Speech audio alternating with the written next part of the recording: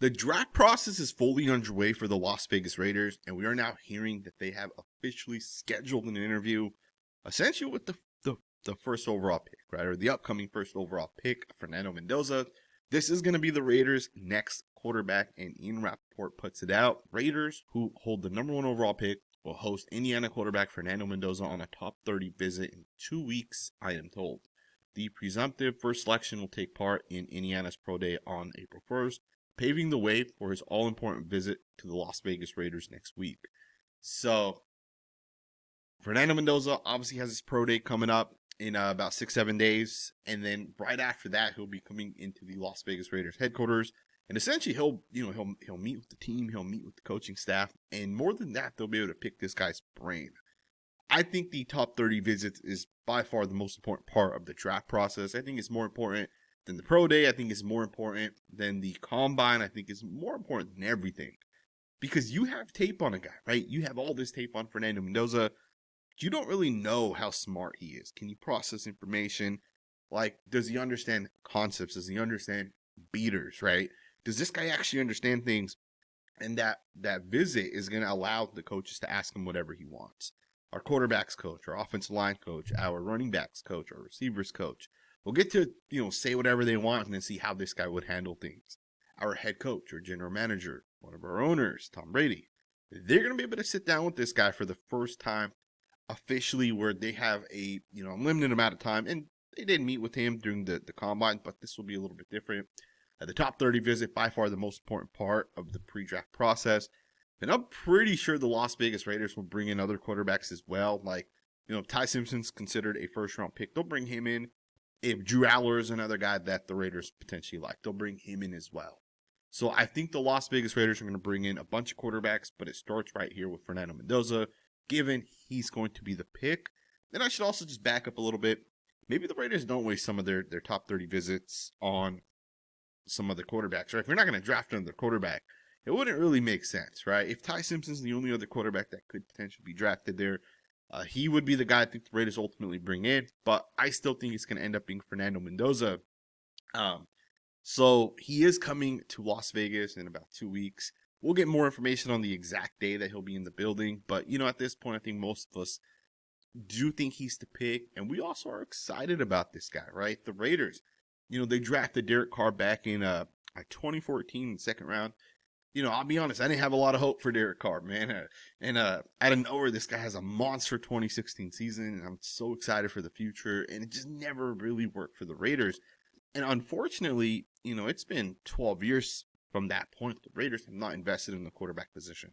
So for the first time, we're about to make that investment. And this is the right way forward, right? You have to draft your quarterback of the future. It's the way you're going to find the Patrick Mahomes. It's the way you're going to find that Josh Allen type of quarterback. So Fernando Mendoza coming into the Las Vegas Raiders. It will be also interesting to see how much he throws at his Pro Day. I don't think Fernando Mendoza is going to throw at his Pro Day because it's one of those situations where he's trying to prove to the world. I think it's more of like he's trying to pump up some of his wide receivers, some of the tight ends, because we know what Fernando Mendoza can do as a passer. And maybe some teams do want to see him really compete at that Pro Day and really show the type of passes he can make. Some people have questioned his ability to hit all the different throws. Some people are saying, hey, on tape, he just doesn't do it enough. It's a fair criticism, but Fernando Mendoza is essentially meeting with the Las Vegas Raiders in 2 weeks. We have some other things that are kind of coming out as well. This first one is a little bit of drama, but I think this is an important thing that we're kind of hearing, right? And I say it's important because if you guys remember the Maxx Crosby situation that just happened, there was a reason why Maxx Crosby did not want to be with the Raiders, right? And at least this was one of the reasons right here. If you guys don't know who this is, Alex Guerrero, he is a wellness coordinator with the Las Vegas Raiders. And I don't really know what that means, to be honest, but he's basically Tom Brady's long-term trainer or whatever. And Tom Brady brought this guy over to the Las Vegas Raiders, and he got an official job with the Raiders. Now, if you guys remember when Maxx Crosby was basically shut down this past season, which he didn't want to ultimately happen, it was Alex Guerrero that delivered that news. And now, former Raiders CEO Amy Trask is putting a little bit more information out there.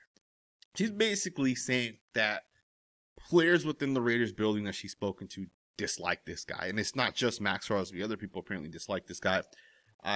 Trask says, well, there's one ripple effect that may happen. And if it does, I believe a lot of Raiders players, both present and past, will be delighted by this ripple effect. And that is, it may dramatically reduce, maybe even eliminate, although I doubt that, the role of Alex Guerrero with the Raiders. Alex, as you know, as many people know, has a long relationship with Tom Brady. There have been a lot of allegations made about Alex Guerrero.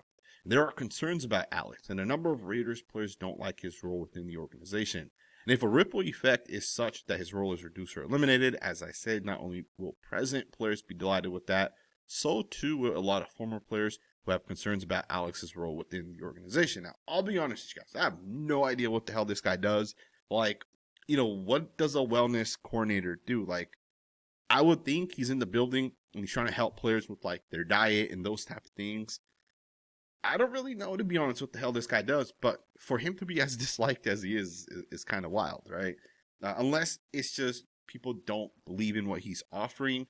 I don't know why this guy's disliked as much as he is, but if it is true that there's like, let's just say there's 12 players that don't like this guy, the Raiders should just get rid of him. It's not needed. If he's a nutritionist, hire a different nutritionist. It's not that big of a deal, right? I think most nutritionists know what to eat, what not to eat. I think most of them can do the job the same exact way.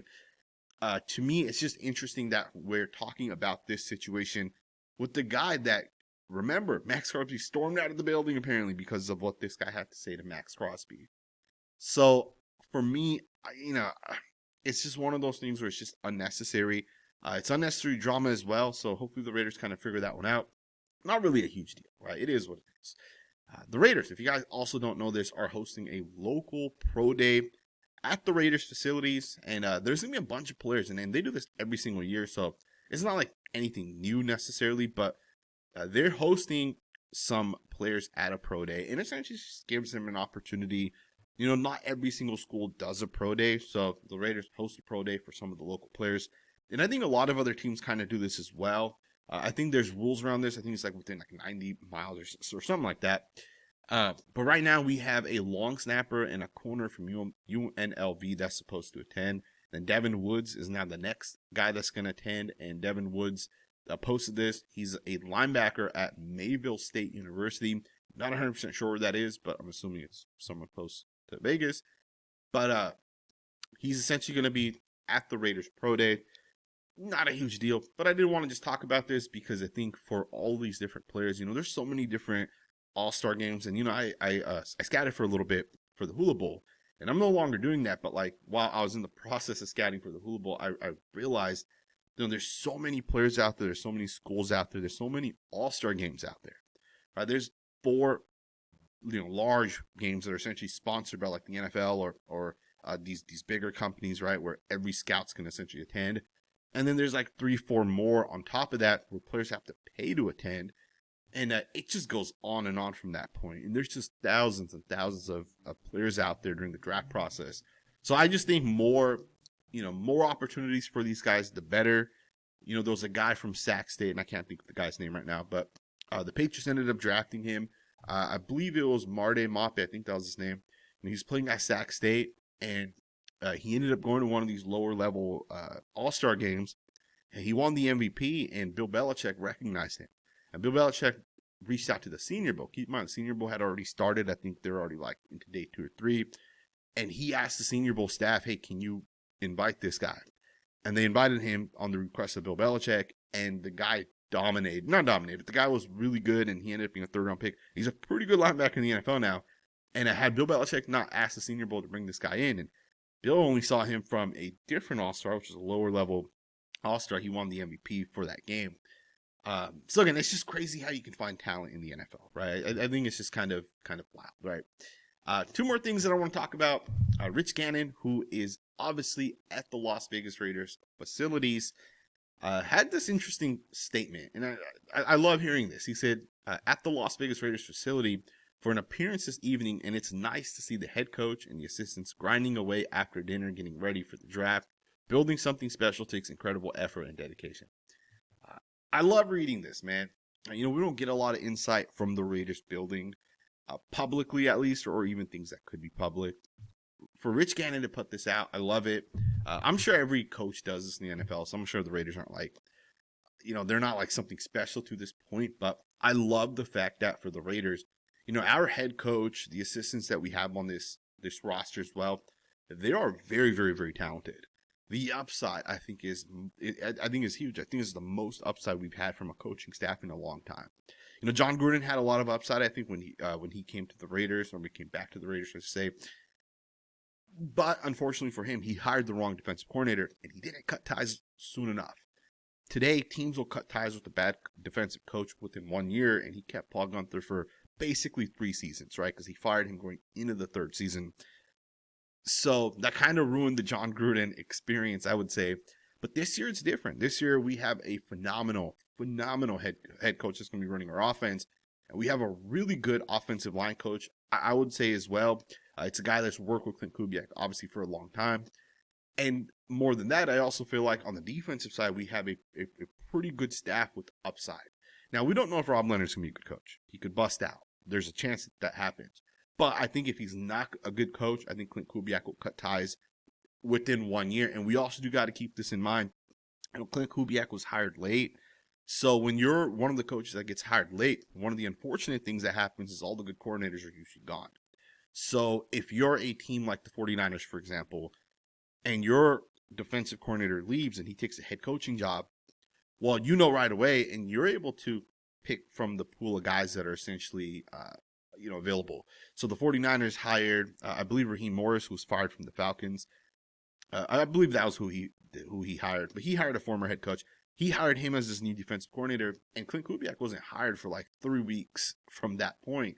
And in those 3 weeks, every other team hired a coach. There was the Raiders, and I believe one other team at that point that had not hired a coach.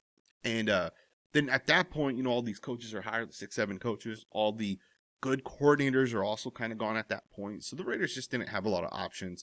So I think the Rob Leonard hire makes sense because the upside is, it's huge. He could be really, really good. But also, we didn't really have a ton of options at that point. So if he's not good 1 or 2 years, you move off of him and you look for that next coach. But he's a smart coach. He's a really, really good coach. And, every coach starts somewhere at the end of the day. So hopefully Rob Leonard ends up working out for the Raiders. They're obviously, in the building. They're obviously grinding away on the prospects. They're obviously scheduling these visits. They're getting people into the building. The Raiders actually also did one other thing. They initially did not have a quarterbacks coach. They had a bunch of assistants, but they didn't have like a true quarterbacks coach. They went out and have hired NFL assistant Mike Sullivan. Tom Pelissero puts this out there. The Raiders are hiring longtime NFL assistant Mike Sullivan as their quarterbacks coach, sources tell the insiders. Sullivan played a key role in Eli Manning's young career during his time with the Giants. Now he's set to coach another number 1 pick in Las Vegas. So Mike Sullivan, a bunch of experience, right? He coached a lot on the defensive side early on. Eventually made the way to the NFL for the Jacksonville Jaguars, became an offensive assistant. I guess he started as a defensive guy, but eventually got a legit job as the offensive assistant. Ultimately ended up with the Giants as the wide receivers coach, quarterbacks coach. Then went to the Buccaneers as an offensive coordinator for 2 years. Went back to the Giants and was the offense coordinator for the Giants. So this guy has a lot of experience, right? He was with the Broncos in 2018. He was with the Steelers. Well, the Steelers had Kenny Pickett, right, 2021 to 2023. Became a senior offensive assistant. Didn't coach this most recent season. Now he's with the Las Vegas Raiders. So Mike Sullivan is going to be the Las Vegas Raiders' next quarterbacks coach. I think it's a good hire. You got to have a quarterbacks coach. And do keep in mind, these positions oftentimes are just by title. Usually when you get into the building, titles don't matter, right? There's 6 guys on coaching, the front 7. There's 4 guys coaching the offensive line. 1 guy might be a quarterbacks coach, but he's also working with wide receivers. Usually these titles are, usually these are just titles, right? They're not actually what ends up happening. But let me know what you guys think, man. What are you guys' thoughts? Fernando Mendoza is coming into the building. What are your guys' thoughts on Alex Guerrero? How do you guys feel about this coaching staff? We're obviously at a point where, we're not going to get a lot of news from this point until the draft, right? We'll have about 4 weeks worth of random things that we essentially talk about. But we will continue to cover the Raiders. Talk about every little thing that happens with the Las Vegas Raiders on this channel. And the draft, again, is only about 4 weeks away. So I'm excited. The Raiders will look so much different post-draft. Let me know what you guys think, man. Thumbs up, subscribe, and I'll see you guys next time with another video.